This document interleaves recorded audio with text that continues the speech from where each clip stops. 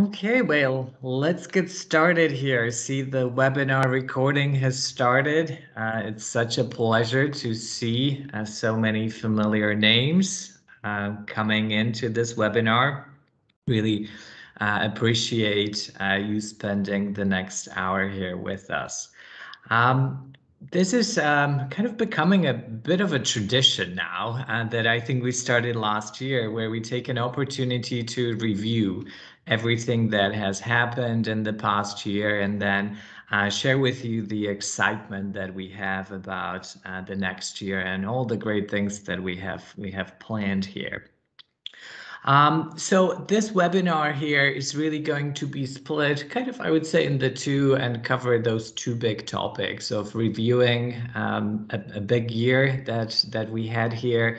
Was quite eventful, I think, for on so many different levels. And the economy is still dealing with pandemic, changes in the workforce and so forth.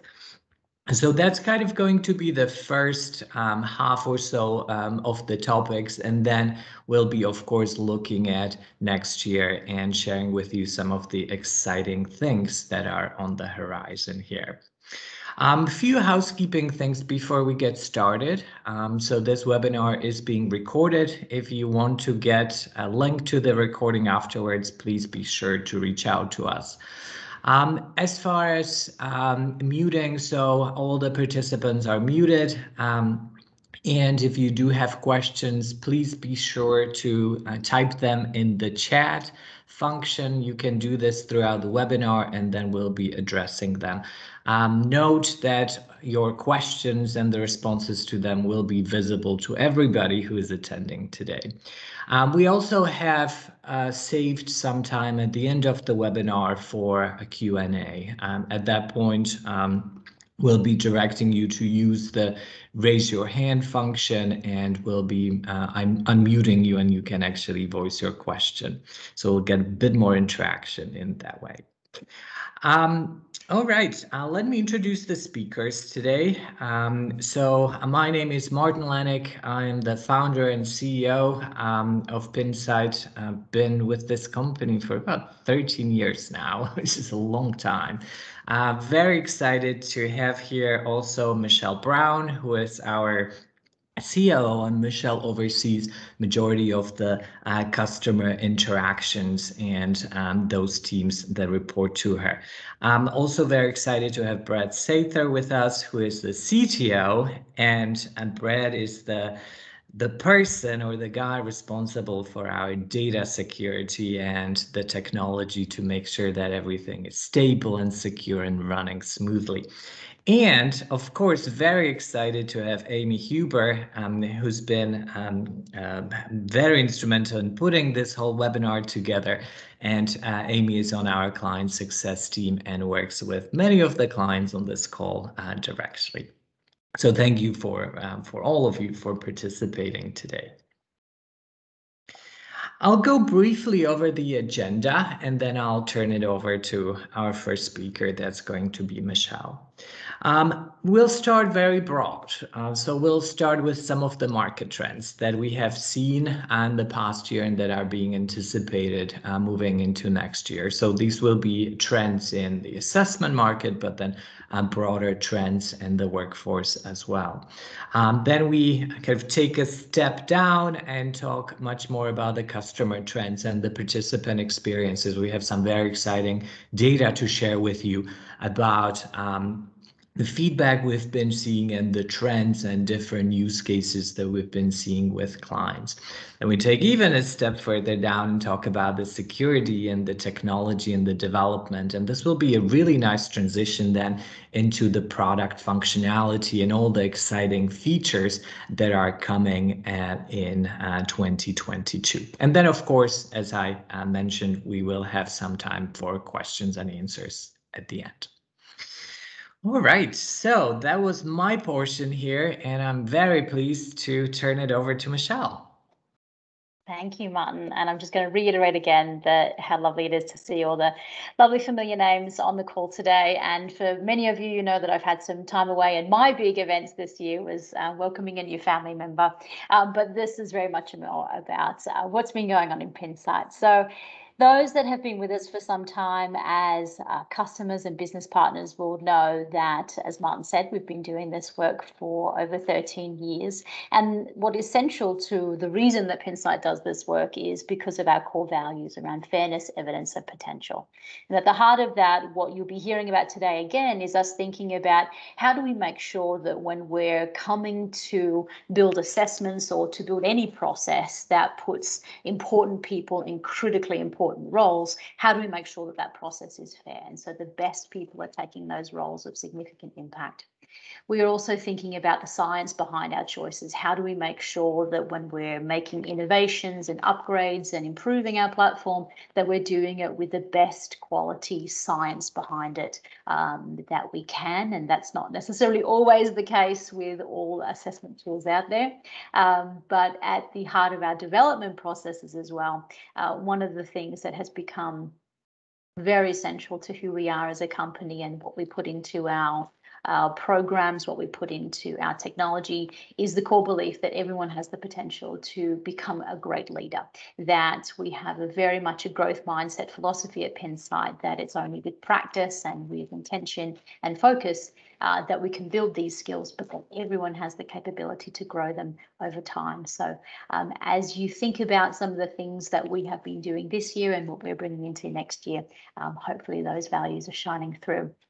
A bit of a status check for where we are at the end of 2021. We're well over the 10,000 assessment participant mark at this point, which is wonderful to have so much geographic spread, but also so much great data in there. We certainly, that allows us to learn a whole lot more about getting assessments across the globe in multiple languages. And as you can see, the platform is busily churning around a volume of 300 to 500 participants through the platform every month.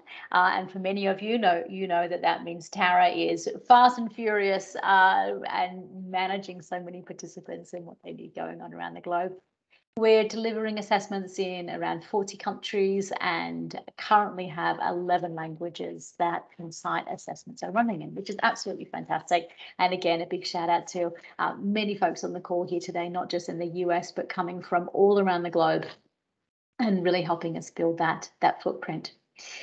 So with some of those values, what we looked at investing in 2021, in case you missed it, you might have been a little distracted with a whole lot going on. There was a couple of key things that I think were really important for making the user journey so much more easy, flexible, and enjoyable with Pinsight, which is absolutely key. So in case you missed it, this year we spent a lot of time building out easier administrative functions. What we're starting to see is that we've got a lot of great customers and partners really doing those hundreds of participants types of programs where administration needs to be very seamless at a high volume level. We're also seeing a lot of you want to dig deeper into doing your own data analyses using the Excel export that comes from the platform, which is absolutely magnificent. But it also means that you now need to add, go back into the platform, add some tags, add ways that you can slice and dice your own data.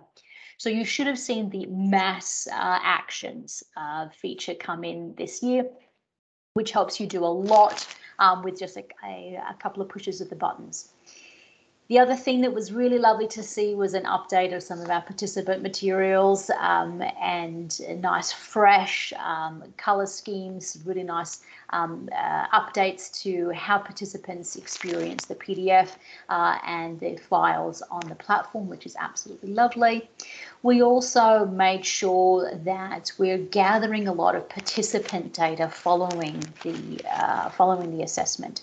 So last year, while we launched this in the beta version, and we took a look to make sure the participant experience survey was working, this year we've really been fortunate enough to gather a lot more participant data, which Amy will talk about later.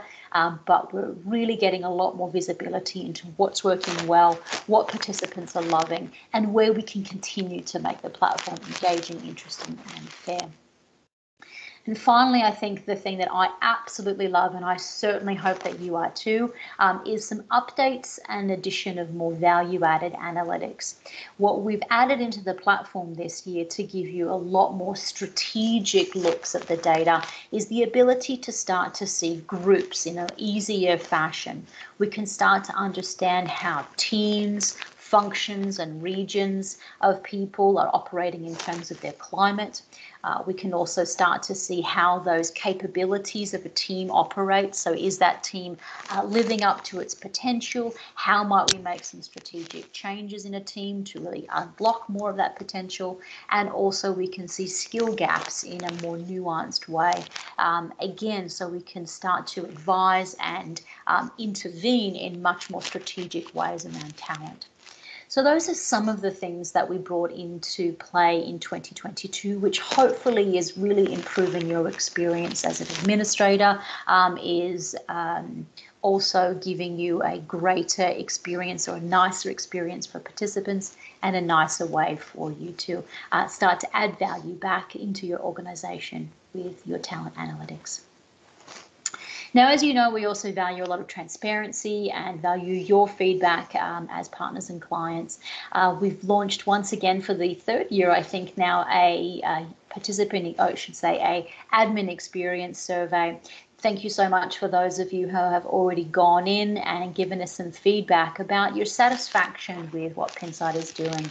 What we're really proud to say is that for the third year in a row, we're really starting to see some very high levels of satisfaction, and some of those numbers are really increasing, which is terrific. This is where we go to think about the types of innovations and improvements that we invest in the platform, and it's really critical for us to hear from you about what's working well as administrators and users of the platform, what your users around your organizations think, and this is absolutely key for us. So we're really proud to speak to and to see some of these improvements. The other thing that we've asked you about for the third year in a row is your general likelihood of recommending Pinsight to a colleague or friend. So this Net Promoter Score number, and scores range from -100 up to 100. And this NPS, I'm sure many of you know, is really about a proxy for gauging your satisfaction with the company's service and how likely you are to stay with us in the long term. What we're absolutely, again, comforted and proud that our efforts across our organisation are really well recognised, with folks really having a great experience with Pinsight, particularly when you stand us next to the general NPS of HR service providers typically, or how people typically experience their software. So we're really proud to see that. That is obviously going to be the platform for my plug. If you actually have a colleague or friend that you think could benefit from using Pinsight, please let us know. Again, we are hopefully, we have earned the satisfaction and the opportunity to win more business by keeping our products fresh, safe, and stable. And we'll talk more about that in a moment.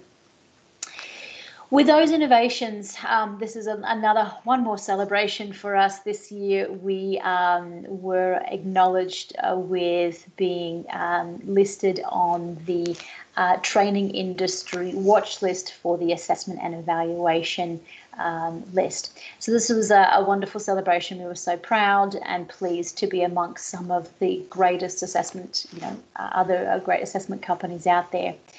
What's important for us is that being selected onto this watch list is very much about acknowledging the diversity of our capabilities, the quality of the evaluation that we're using, that we're gaining more and more visibility, but also the impact and the innovation that we have demonstrated has been included as part of the criteria, and obviously our geographic reach and size and growth potential.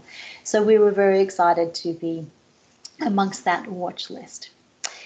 So that's a little bit of a reflection on the year that was. And I'll just turn for a couple of minutes here to talk a little bit about the assessment market in general, because it's not all celebrations. And I think many of you around the webinar here might have had some real challenges in the last year. And certainly when we looked at the market reports this year that looked back at 2020 and then into the years ahead, it really appeared as if many organizations were struggling in 2020. I know that while many of you have joined us here, 2020 also was a year when many organizations were downsizing their investments in assessments, where plans that might have been in place came to a grinding halt, or that plans were absolutely scrapped and no further plans to invest in talent technologies were part of the reality last year. What seems to be emerging when we're looking at the market trends and some of the market reports that are coming out of McKinsey, Accenture, Rocket Hire, and so on, it really suggests that the tide is very much turning quite quickly, that we're now starting to enter a very different era on the back of COVID and the pandemic, that we're now going to see some quite different trends. The term that I have heard was saying that while the war for talent has been a discussion point for HR for the last decade, we're now entering into a top talent Armageddon. That this is really the time now where we're not just looking for 2 feet and a heartbeat to fill roles, that it's the organizations that are having fast, efficient, but very human technology to bring top talent into organizations will win the day, so to speak. What we're also starting to see is that organizations are looking for much more precise hiring, that it again isn't enough that we've just got bodies in the door, that there is a very much more a need for organizations to be very clear with the skills that they're bringing in, that they are needing to be more precise with the types of challenges that talent needs to be meeting, and that again, it's going to be the organizations that are having this blend or a bold mashup of bold decision making and people first strategies, and organizations that are leaning heavily on technology that will be most rewarded. We're also seeing in the markets that the technology is going to be very important because of the needs to support remote hiring. That we're starting obviously to see that it's unlikely that many organizations will go back to the way they were. That top talent will be working from home and in all parts of the geographic region, and so those organizations that are making moves to use technology that supports remote hiring and remote work are absolutely going to be the most successful. And critically, new skills for the new normal are key. I thought this quote from a report from Accenture last year really captured it, that business leaders typically think in terms of jobs or roles rather than underlying core skills. However, skills are the new currency and will be the key to rebuilding a resilient workforce for the future. So once again, it isn't just enough to use some of your basic psychometrics. Organizations that are really looking at those skills and capabilities, looking for top talent that has resiliency, agility, a different type of skill set that maybe that was required, is going to be absolutely critical. And so the market reports that we're seeing is that assessment use is expected to continue, or to return to a high usage and actually increase significantly in the near term and over the medium term as well. So while we personally have continued to experience large growth in our business, even through 20 to 21 and that transition, we anticipate some further acceleration of use of talent technologies. And obviously, the talent technologies that are virtual, talent technologies that are supporting the human experience, talent technologies that can support effective high volume hiring are going to be absolutely key. So that just gives us a little bit of a market outlook on what we're anticipating just in general around the globe. This is obviously a conversation that I have with many of you that are already on the call each time we get together, but we can certainly say that we're feeling very optimistic going into 2022 and making sure that we are absolutely front and center and bringing the types of technologies, innovation, diagnostics and predictive analytics that you need is key to us. What we'll do now is turn over to Amy, who's going to take a little bit more of a look into what we're learning, not just around about the market, but what we're hearing very directly from customers about their use, how they're using Pinsight, and hopefully provide a little bit of perhaps food for thought and innovative ways to get the most value out of the tools. Thanks, Amy.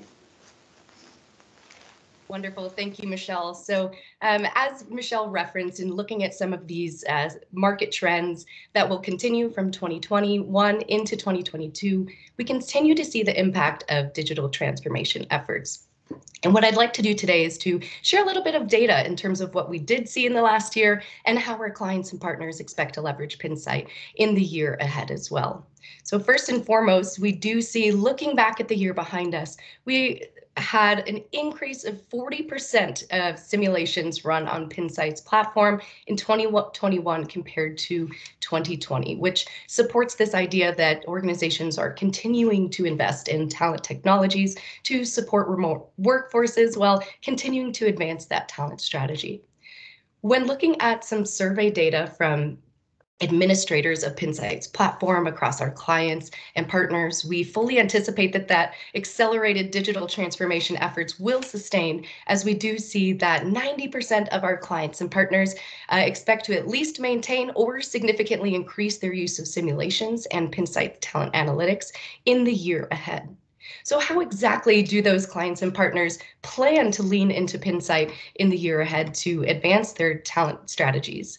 Well, first and foremost, we do see a very heavy emphasis on anticipating uses for development, both supporting individual development as well as incorporating virtual simulations into a bit more of a programmatic approach across the organization to support the building of strong leadership capabilities amongst those internal talents and talent pools in the organization. We also see a continued focus on selection to ensure that we're using strong behavioral-based insights to identify top talent and bring those leaders into the organization. What you're also seeing, though, is our clients and partners are anticipating much more widespread and cross-functional uses, integrating simulations and talent analytics into internal promotion processes, identifying high potentials within the organization, and further using that data to support succession planning efforts. And this data gathered from administrators of Pinsight's platform is also in alignment with some of the observations that we've gathered in working with our clients and partners over the last year and having great conversations about their intentions for the year ahead. And looking at some of the strategic trends in those priorities for the year ahead, we see many organizations are moving towards a focus of improving their leadership bench strength, tying these threads together of identifying high potentials, investing in their development, and ensuring you've got strong leaders at the helm to lead the organization in the future. With that, we're also seeing movement towards a data-driven culture for executive selection, leveraging virtual simulations and objective insights to help identify the best executives to move with the organization. Now, with that increased cross-functional uses of simulations and analytics, we also see our customers moving towards more unified assessment strategies to both streamline and align those processes and technologies across the organization. So considering the work that we've conducted with clients and some of the benefits that they've shared with us, the benefits that they're experiencing in leveraging simulations widespread across the organization with a unified assessment strategy is first and foremost offering a unified framework to offer a standardized measurement model that's based on clear behavioral criteria. And as you integrate that united framework across talent management, it creates a cross-functional alignment between hiring, promotion, development, and succession planning. And that creates some additional efficiencies as well, such that there are robust and standardized analytics that you can gather about a particular candidate, as well as your internal teams, both at an individual level, but also scaling that insight to understand groups of potential talent and groups of leaders inside your organization as well. In using a unified assessment strategy that leans on one shared framework that aligns the organization in multiple ways across hiring, development, and succession planning, what you also experience is some efficiencies with the rollout in terms of it's easier to train the organization on a single tool to interpret and leverage those insights, but more importantly, it creates this alignment in terms of building trust in that tool, in that platform across the organization moving forward. Not only does leveraging simulations across various areas of talent management create this alignment, consistency, and efficiencies, but it also offers a brand differentiated candidate and employee experience. So what I'd like to share now is a bit of the insights that we're capturing from the participant experience data that Michelle had shared. First and foremost, we see that compared to other assessments that candidates and participants have participated in the past, we've got 97% of respondents indicating that they're moderately to strongly agree that Pinsight is more interesting, engaging than other assessments they've participated in the past. Not only are they interested in and engaged with this process, but they're also highly satisfied as well, with 96% of individuals moderately to strongly agreeing that they are satisfied, once again, with that end-to-end process that Pinsight has provided. Two additional data points that I'd like to point out about this participant experience is that Pinsight and our virtual simulations are perceived to be a fair process, with 93% of participants here indicating they moderately to strongly agree in the fairness of this process. This supports organizational intentions to move towards eliminating bias, increasing fairness in selection, promotion, and those succession planning efforts. So this is a wonderful data point here to provide you the assurance that incorporating those virtual simulations into those talent processes do in fact impact those perceptions of fairness of the processes.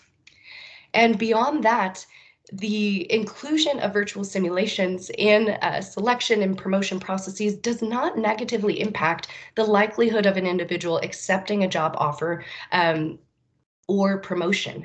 So based on the positive experience feedback that we're seeing here, with 90% of individuals intending to accept the job if offered, we see that Pinsight creates quite a positive experience for individuals, not only an engaging and fair process, but one that they're highly satisfied with and that does not impact their intentions negatively of moving forward. And in fact, we have some wonderful qualitative information to support this positive experience that I'd love to share with you as well. In terms of what participants are saying about virtual simulations, many participants cite that one of the primary benefits they feel that simulations provide is giving them opportunities to demonstrate their skills that might not be so easily described within an interview. So rather than telling someone what they're capable of, they actually have opportunities to show and engage in those skills in real time to be able to demonstrate those strengths. In addition to providing an opportunity to demonstrate skills, we also have participants stating that the simulation really feels like working in a business, with some participants going so far as to say they feel responsible to follow through on some of the challenges that are presented to them, that it really feels like working in a company. This trend in participants noting this immersive and real life-like experience really balances a strong standardized behavioral approach to measurement for these assessments while balancing that human component as well, which we know from Michelle's discussion of the market trends to be a real important component moving forward. And finally, we do see that individuals are sharing that the simulation experience is highly representative of the numerous and complex challenges that executives and others leaders face on a day-to-day basis. So participants are understanding that these simulations give them opportunities to demonstrate their skills in a way that immerses them in the flow of work, in also a way that's highly representative of the work that they currently or will engage in the future. So while these insights we're sharing have been gathered from a study of about 600 individuals that are participating in all levels of Pinsight simulations, there are ways that we can isolate those participant experience responses to those unique to your organization. So I want to call out just a few ways that you might be thinking about engaging with Pinsight and your client success representatives in the year ahead to support your talent initiatives. We can help gather some of this participant experience unique to your particular organization, like I referenced, but also partner together to quantify and describe the impact of integrating simulations and talent analytics, whether it's with the aim of increasing fairness, increasing leadership diversity, perhaps candidate quality or leader retention. We certainly can partner together to work to create a business impact and ROI study for you. With that, we also have opportunities to engage with stakeholders in your organization on topics like participant experience data or other topics of concern or interest that will really help stakeholders engage in the process and buy into the idea of leveraging standardized data as part of your talent strategy. Beyond that, we can help you interpret some of the group insights within the platform to draw that data to inform instructional programming or development design, leverage those group insights for strategic workforce planning, from understanding who the high potentials are within your organization and how to support that next generation of leaders. And finally, with adequate samples, we're able to help conduct validation studies so that you can identify the very strongest behavioral and psychometric predictors of performance, retention, engagement, and more, so that you can ultimately refine that measurement model to really maximize prediction of success.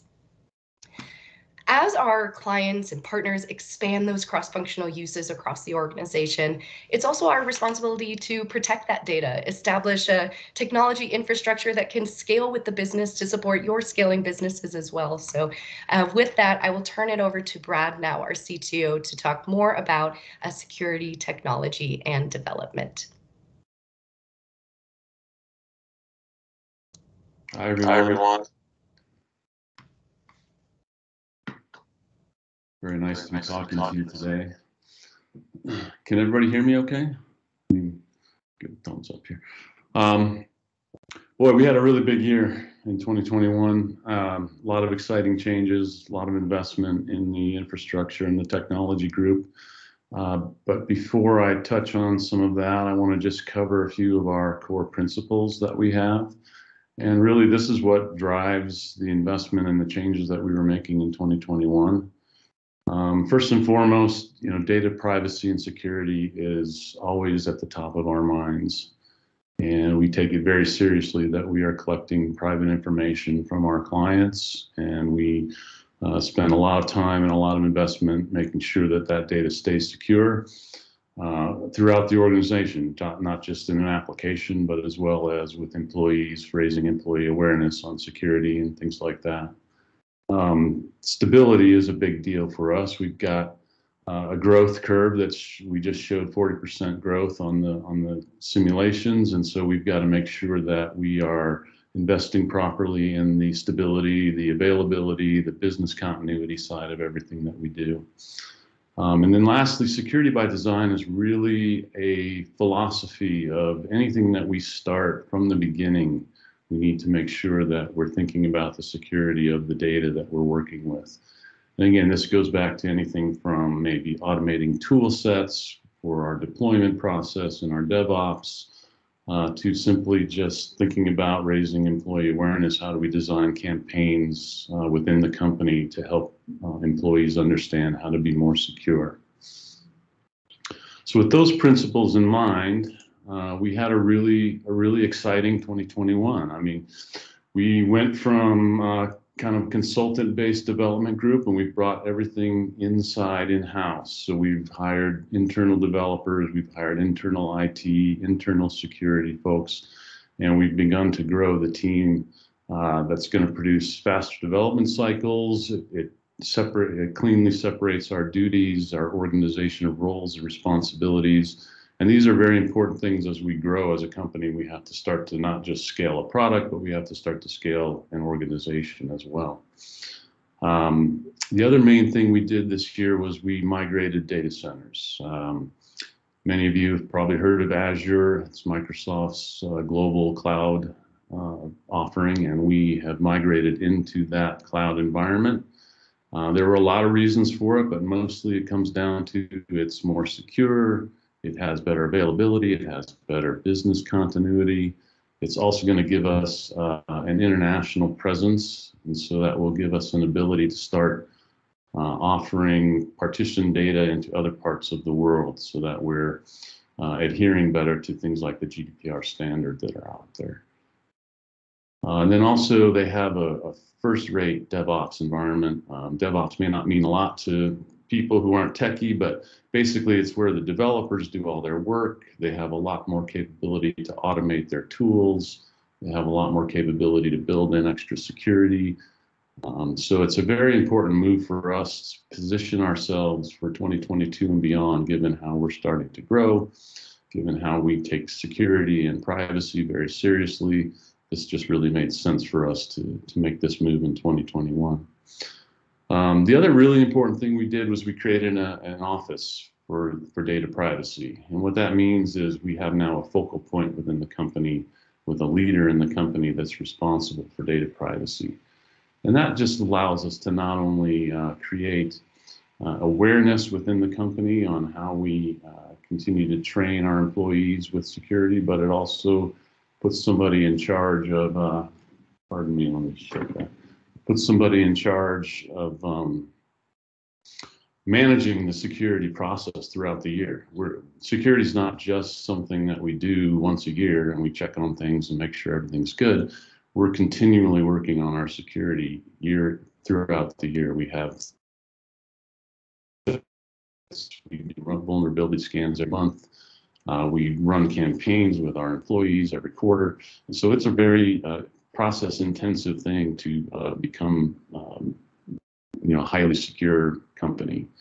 And so that's why we established the Data Privacy Office and a Data Privacy Officer to take charge of all of that. So what's next? That was what we did in 2021, and that was some pretty big accomplishments.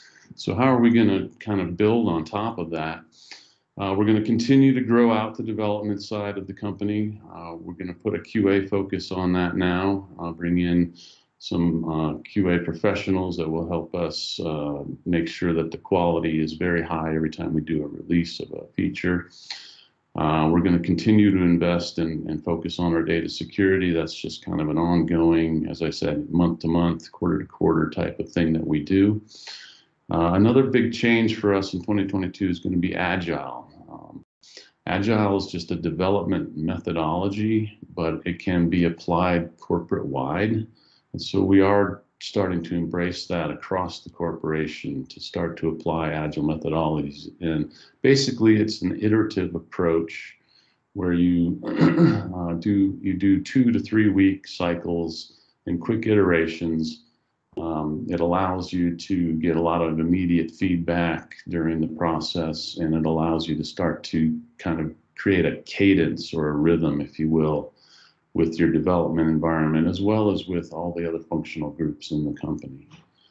Now that we've moved to a new data center, we're going to have to renew everything that we've done already on all of our ISO compliances. And so that'll be a big process throughout the year. We've already gotten that underway, but it's mostly, updating a lot of policies.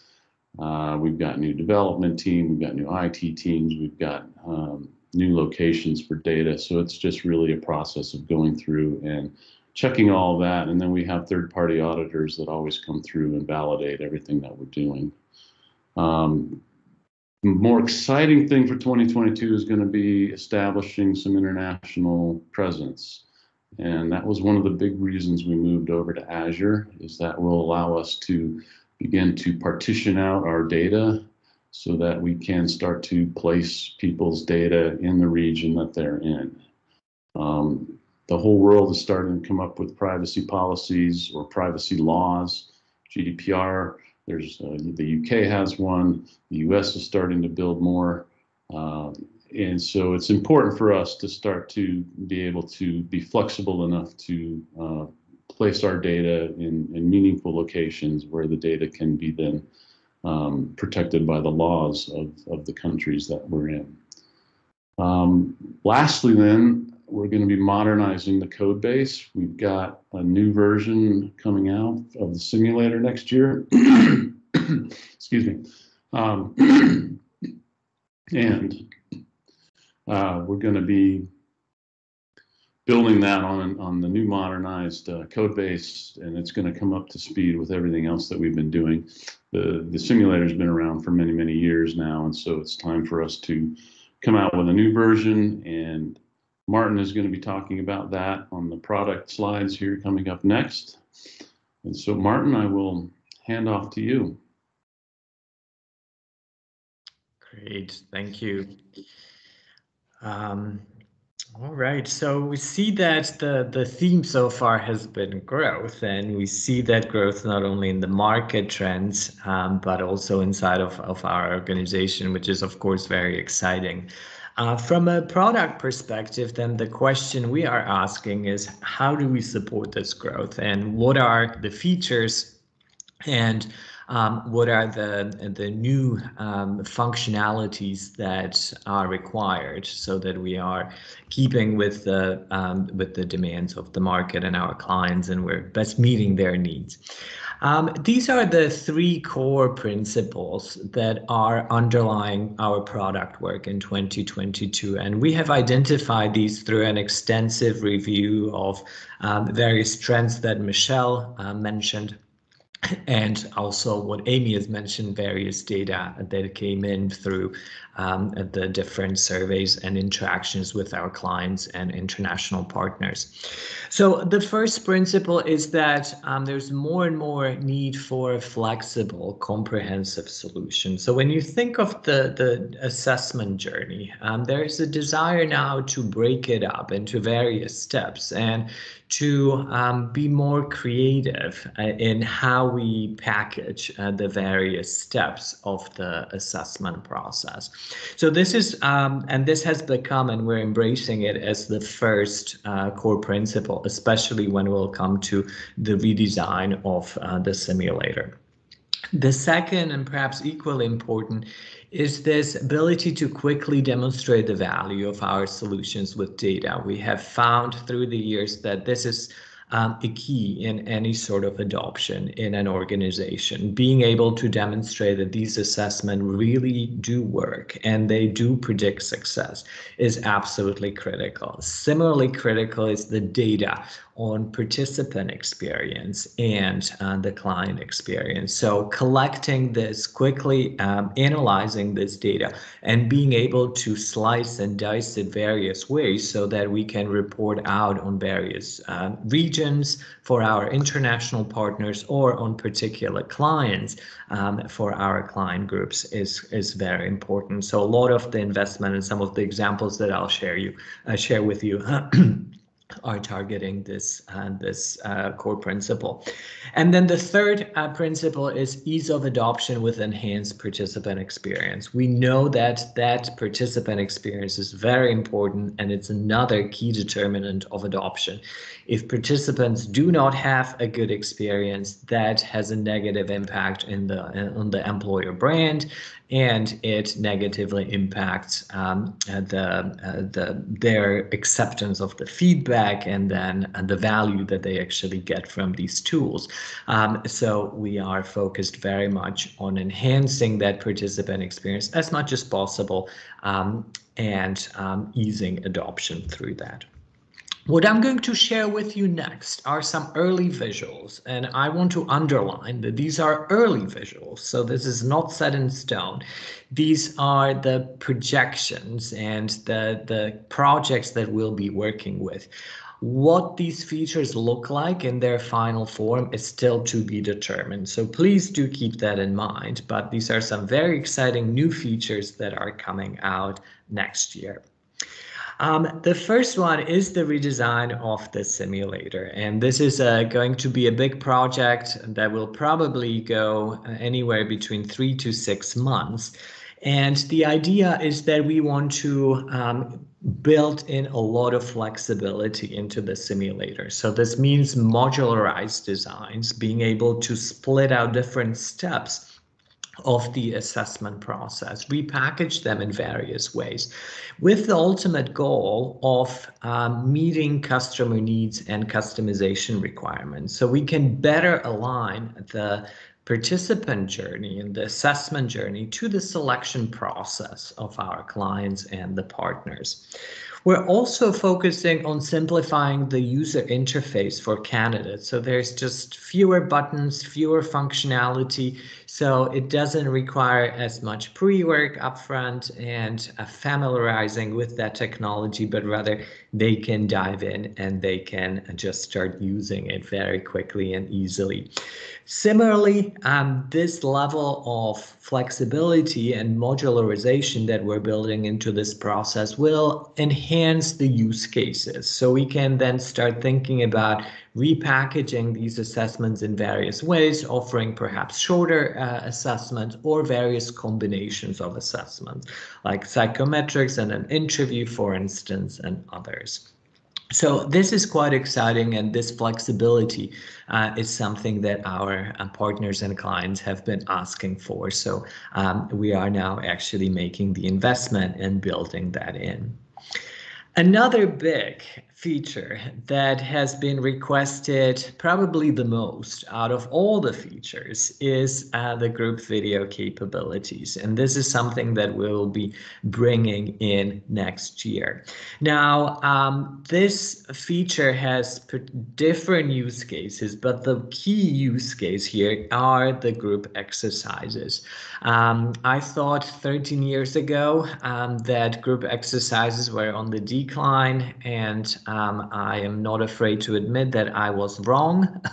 They are actually very popular. They are particularly popular in particular markets. I already see the responses here on chat. So yes, very exciting indeed. So this particular feature, or those group exercises, are particularly popular in some Asian markets and then in some specialty markets in the US as well. So keep an eye out for this feature. It is going to be coming out. Now, there are going to be other use cases of this feature beyond just that group exercise. For instance, in some assessment designs, our partners are doing pre-assessment orientation for participants, or they are doing post-assessment group debriefs. So these are the type of projects when a whole cohort of participants is going through the experience at once. So we are now building the technology to better support that and to mirror the process. So again, the theme is flexibility, more comprehensive solutions. Now, the demonstration of value. So you will see another feature, or perhaps a change in algorithm that is coming up early in next year. And that is a result of our ongoing research in the way that these assessments are functioning and our measurement model. As we keep collecting more data, as we are collecting more data, the benchmarks are growing, and we are periodically downloading all of that data and then analyzing the anonymized data. And based on that, we are updating the benchmarks. So now, for instance, for the personality benchmarks, we have data from over 4,000 leaders globally. So that gives us a nice, juicy, diverse benchmark that we can be using now in calculating some of the percentile scores that we're reporting out on. We have also discovered through these analyses that our conceptualization, or how we understood learning orientation, is actually a bit different than what's happening in the real world as we looked at the data. So, for example, we're seeing that people's deliberate approach to learning and their commitment to persist in practice over longer periods of time is an important aspect of learning orientation. This is something that has not been part of our general measurement model. So we are updating that, and you'll see that the definition and the measurement model of learning orientation will be adjusted as well. And then our calculation of overall potential. This was another very complicated, perhaps one of the most complicated algorithms that we had in the platform. And through research and various validation studies, we have found that yes, the complex algorithm was good, but there were predominantly just two aspects that were underlying majority of the prediction, and that was learning orientation and learning aptitude. So to simplify the interpretation and to simplify participants' ability to understand that score, and also hiring managers to understand that score, we decided that we will simplify that, and now we'll just plug in that learning orientation, learning aptitude, since statistically these are the two characteristics that underlie majority of that prediction. Now, since we're talking about the data and the value that we're able to demonstrate with this data, here are some recent analyses, or results of some recent analyses, especially when it comes to this overall potential and the change in that algorithm that you'll see coming in early next year. We're finding that people who actually score high on that potential score, so through this algorithm, when they get a higher potential score, we now know that they are 5 times more likely to actually be top performers in their organizations. They are also 5 times more likely to move up to senior leadership positions in the organization. So they achieve these senior leadership positions much earlier in their career than low scorers. And when we look at engagement scores, we're also finding that people who score high or who receive high potential score are also 4 times more likely to be engaged in their jobs. So these are just some previews and some examples of the type of predictive analytics that we are able to achieve, and keep in mind that these are also what will become more and more available as we build out the various analytics over the year. Now, we will also be investing in some new app features and analytics, and this is going to support our principle of easing adoption with enhanced participant experience. You will be excited to see that there'll be some gamification features like leaderboard and badges that will be coming to the app. And then also analytics that will support any sort of coaching and mentoring engagement. So the coach and mentor will be able to go in and then look at some of the patterns of practice and improvement over time. We are ramping up development, and you'll see that it is going to be moving faster and faster, and that of course is needing us to have tools for you to train all of the administrators and clients and your clients on these new features and these new tools. So you'll be excited to see that we are going to be implementing some just-in-time product information directly in the platform. There's still the knowledge base, so you'll have all the articles for those of you who prefer to watch videos and to learn that way. But there will also be these exciting new areas directly in the platform that will be doing the training just in time. So for instance, there'll be just-in-time functionality training on the various buttons as they are being implemented, and also walkthroughs. So you will be able to just see as you log in any new features that have been released, and you'll be able to be pointed in their direction as soon as they are released. So these are some of the new exciting features. Some of you are probably asking and wondering around timelines. We're not ready to release timelines just yet, but we'll keep everybody informed as our plans are solidifying. I want to reiterate what I mentioned before these set of slides. These are just early visuals so that I can paint a picture of what to expect. These are not the final features. They might look different or similar to what I presented today, but keep in mind that they are these new features coming up. And as we are continuing to grow, and as there are new opportunities here for you to engage with your client success representative and to learn more about the various use cases or new features coming up, I just want to highlight the last few minutes, the areas where you can consult to learn more and get the latest information. Make sure that you check out the knowledge base, that you review the partner shared folder with the latest information. This is especially relevant for our international partners. Make sure that you get the newsletter and blogs and actually read them. There is very valuable and timely information, and you'll see the speed of those ramping up as well as we are continuing to grow. And of course, reach out to your Pinsight point of contact. Our client success team is always there, ready to answer your questions and then educate you around anything new that's coming up. I want to take this opportunity to thank the whole team and the organization. It's wonderful to see this growth, but it of course would not be possible without my wonderful colleagues. And I just want to say a big thank you to each and every one of them.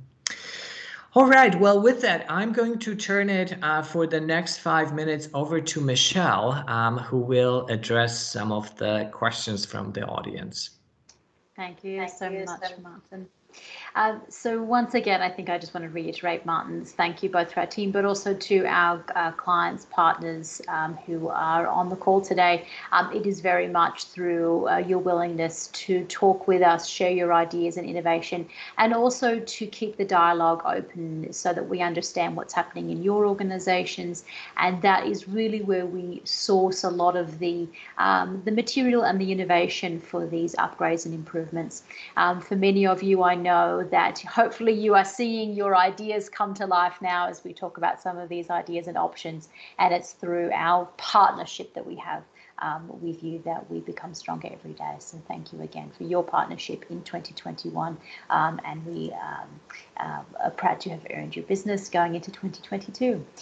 I know there's a couple of questions about dates regarding new features. As Martin said, that many of these pieces that you're seeing here in the product features are in spec build out.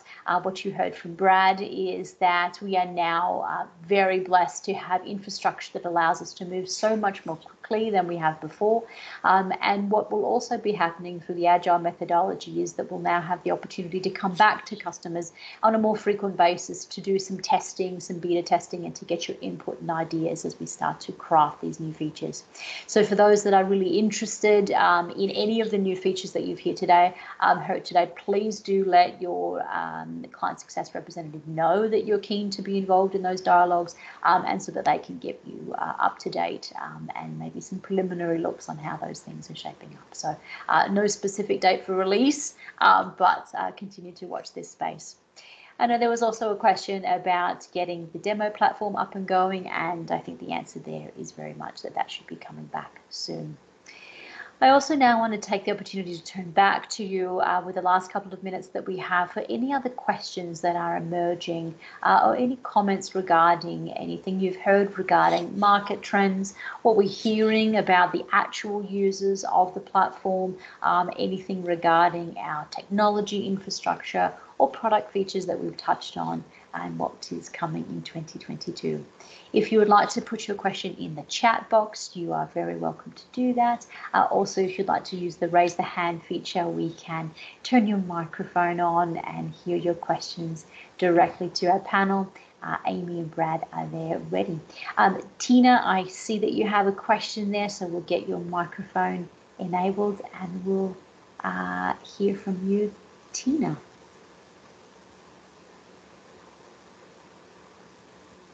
I'm not sure, Amy, if you can enable. Tina, you should now be able to unmute yourself and ask your question. Can you hear me? We can.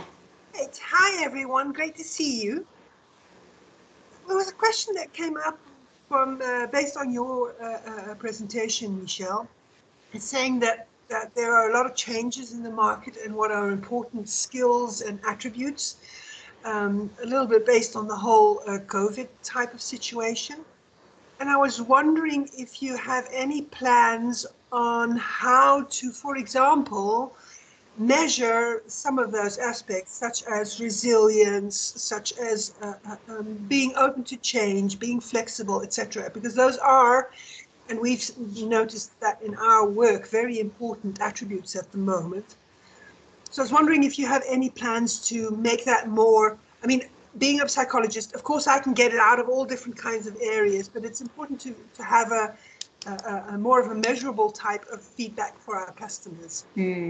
Absolutely, and I'm going to revert to Martin on this one in a moment, but Tina, I do want to reiterate exactly those are the things that we're hearing directly from customers, partners, you're hearing it as well, and the market forecasts are also saying that organizations are now taking this opportunity of sort of throwing all the cards in the air and letting them land to be more deliberate in their skills and the qualities and attributes in 2022 that they need inside their organizations. And so it is exactly those qualities like ability to be agile, ability to lead in virtual environments, ability to be resilient in the face of shocks and disruptions. And so then the question that comes back in is, how do you measure those things?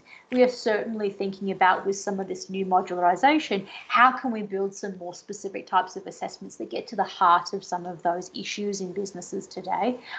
But in terms of measuring those features, Martin, I perhaps might turn to you to see what might be possible in terms of scientific views of those characteristics.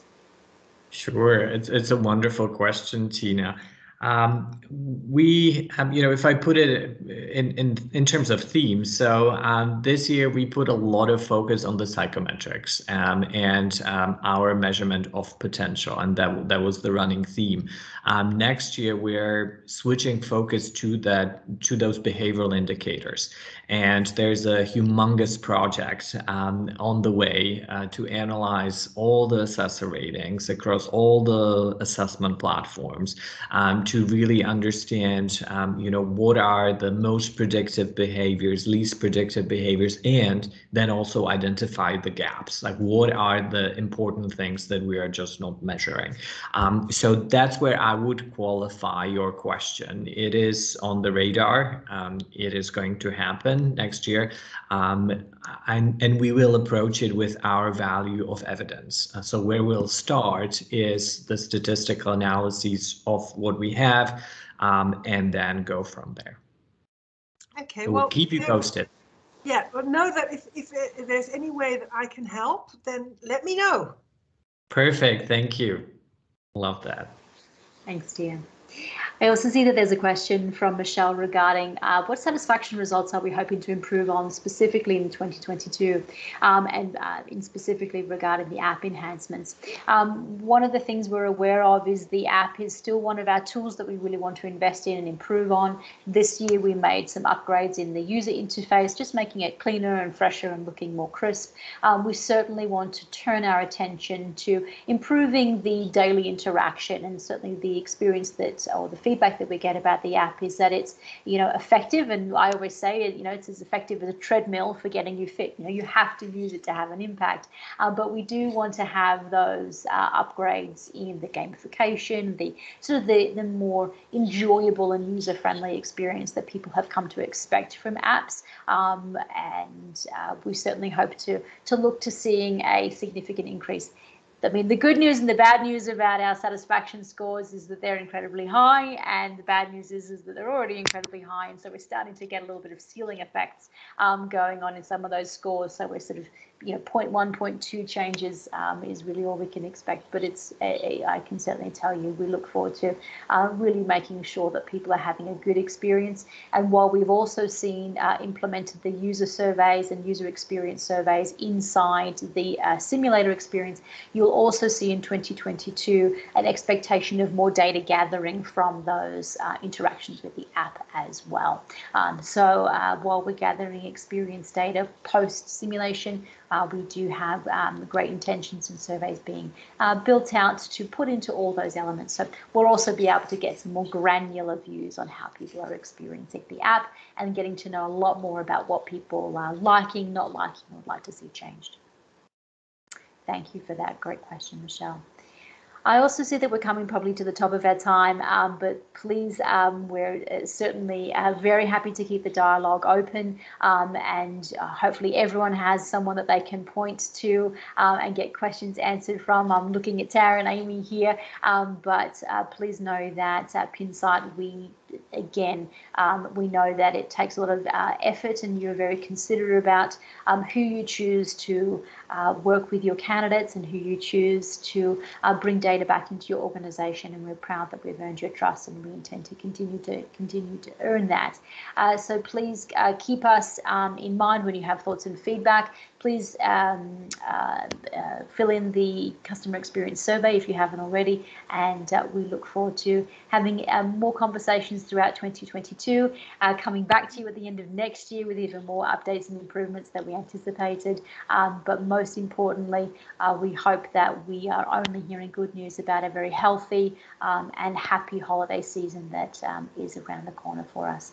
So I will wish you all a very happy holidays, a wonderful week ahead, and that we will absolutely have the link and the slides ready to send back to you, as being many of the requests in the chat there. So thank you, everyone. Have a wonderful day, and we look forward to working with you in 2022. Bye-bye. Thank you, everyone.